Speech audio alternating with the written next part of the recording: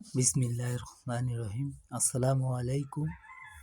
আজকে আজকে আমি মেধা শহীদ আবু সাঈদের ফেসবুক স্ট্যাটাস নিয়ে কয়েকটি কথা বলতে চাচ্ছি, কারণ আমাদের বিপ্লব তো এখনও শেষ হয়নি।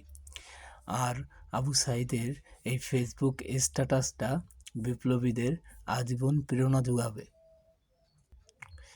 ফেসবুক স্ট্যাটাসে আবু সাঈদ শহীদ শামসুজ্জোহা স্যারের একটি উক্তিকে কোট করে ছবি তোলেন এবং ছবিটি পোস্ট করেন।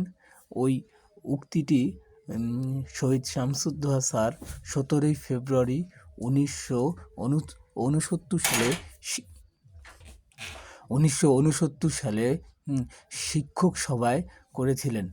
আমি হুবহু তার কথাটা বলছি। আজ আমি ছাত্রদের রক্তে রঞ্জিত, এরপরে কোনো গুলি হলে তা ছাত্রকে না লেগে যেন আমার গায়ে লাগে। এবং ঠিকই পরের দিন শামসুজ্জোহা স্যার বিক্ষোভের সময় ছাত্রদের মিছিলের সামনে দাঁড়িয়ে গুলিবিদ্ধ হন। এটা তার পরিকল্পনা ছিল এবং পরিকল্পিতভাবেই তিনি বিপ্লবে অংশ নিয়েছিলেন এবং ছাত্রদের বাঁচানোর জন্যে শিক্ষক হিসাবে তার দায়িত্বটা পালন করেছেন। এখন আমি আবু সাঈদ যা লিখেছে সেটা আপনাকে পড়ে শোনাই। স্যার, এই মুহূর্তে আপনাকে ভীষণ দরকার।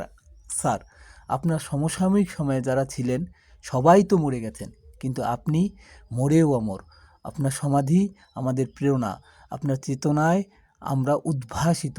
এই প্রজন্মে যারা আছেন আপনারাও প্রকৃত নিয়মে এক সময় মারা যাবেন, কিন্তু যতদিন বেঁচে আছেন মেরুদণ্ড নিয়ে বাঁচুন, ন্যায্য দাবিতে সমর্থন জানান, রাস্তায় নামুন, শিক্ষার্থীদের ঢাল হয়ে দাঁড়ান।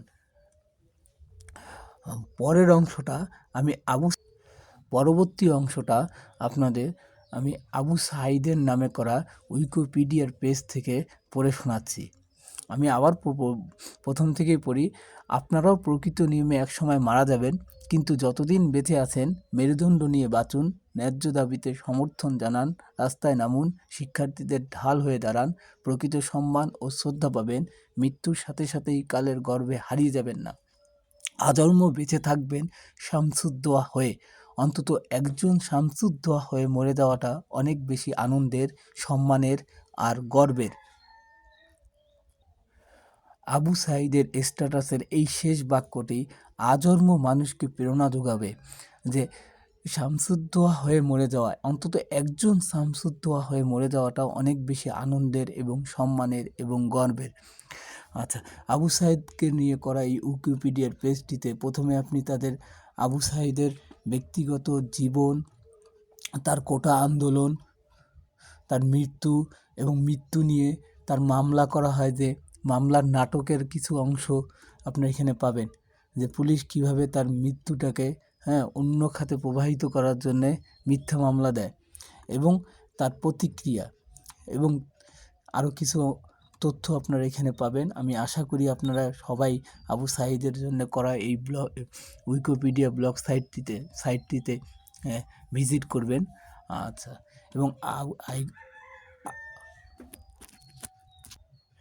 সেই সময় 16ই জুলাই রংপুরের যে বিক্ষোভ হয়েছিল সেই বিক্ষোভের উপর এনটিভি একটি নিউজ করে এবং সেই নিউজে আবু সাঈদের হত্যার পুরো ঘটনাটাই এই ভিডিও তুলে ধরা হয়।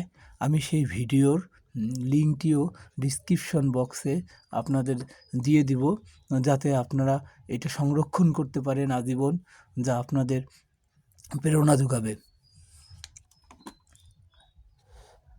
আমরা অবশ্যই জুলাই 2024 যারা শহীদ হয়েছেন, প্রায় 1000-এর উপরে শহীদ হয়েছেন এবং অসংখ্য মানুষ গুলিবিদ্ধ হয়ে আহত হয়েছেন, তাদের ন্যায্য বিচারের দাবি জানাই। এবং আমার বিশ্বাস সরকার, অন্তর্বর্তীকালীন সরকার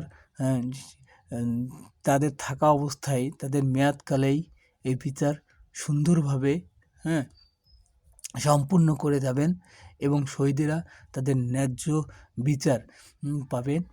পবিত্র কোরআনে 1400 বছর আগেই আল্লাহ তাআলা কিসাসের বিধান নাজিল করেছেন, হ্যাঁ, এবং ন্যায় বিচারের অধিকার দিয়েছেন, এবং এটা বাংলাদেশে শহীদদের বিচারের মাধ্যমে প্রতিষ্ঠিত হবে ইনশাল্লাহ, এই আশা ব্যক্ত করছি। আসসালামু আলাইকুম, আল্লাহ হাফিজ।